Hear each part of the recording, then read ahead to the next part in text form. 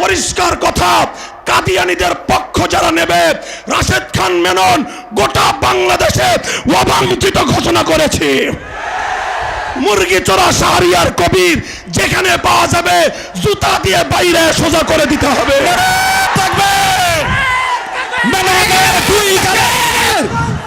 জুতা মারো তালে তালে, শাহরিয়ার কবিরের দুই গালে জুতা মারো তালে তালে।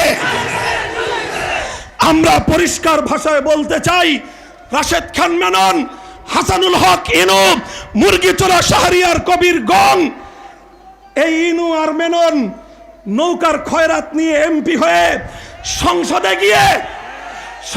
গিয়ে খতমে নবুয়তের বিরুদ্ধে কথা বলবে আর কাদিয়ানীদের দালালি করবে। পরিষ্কার বলতে চাই, নাসিমের মুখটা সামলায় রাখেন। যদি নাসিম আপনার দলের মুখপাত্র হয়ে থাকে আর ওটাই যদি হয় আপনার দলের বক্তব্য, আমরা আগামী 5ই মে শাইখুল ইসলাম আল্লামা শাহ আহমদ শফির ডাকে আবার শাপলা চত্বরে যাব। নারে তাকবীর, ইসলামের শত্রুরা হুঁশিয়ার সাবধান, হুঁশিয়ার সাবধান।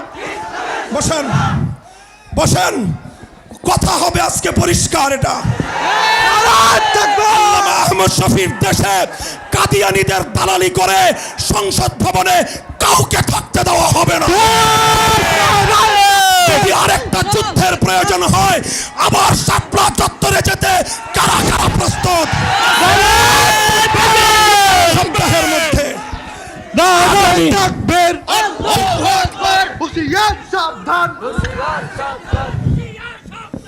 আগামী 1 সপ্তাহের মধ্যে টঙ্গীর পবিত্র ইজতেমার মাঠ যাদের রক্ত দিয়ে ধুয়ে পরিষ্কার করা হয়েছিল, আল্লামা আহমদ শফির নেতৃত্বে হযরত মাওলানা জুবায়ের সাহেব, যিনি এই কাকরাইলের যেই কমিটি, কাকরাইলের যে ওয়াকফ প্রশাসন অনুমোদিত কমিটি, মুতাওয়াল্লির কাছে হস্তান্তর করতে হবে।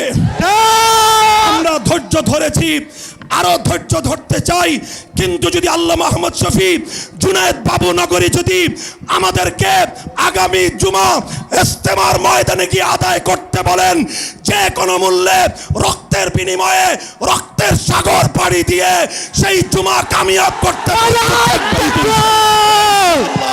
নাসরুম মিনাল্লাহি ওয়া ফাতহুন করিব। দেখা হবে আবার যুদ্ধের ময়দানে ইনশাআল্লাহ। শাহরিয়ার কবিরের গালে গালে,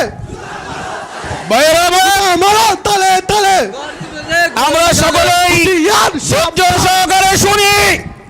আমাদের উত্তরা টঙ্গী এলাকার উলামায়ে কেরামের পক্ষ থেকে মামুনুল হকের কণ্ঠে কণ্ঠ মিলিয়ে বলতে চাই, উত্তরা এলাকা এবং টঙ্গী বৃহত্তর টঙ্গীর উলামায়ে কেরাম ইনশাআল্লাহ সপ্রাগ্রে নেতৃত্ব দিয়ে টঙ্গীর ময়দানকে নিষেধাজ্ঞা মুক্ত করবেই ইনশাআল্লাহ।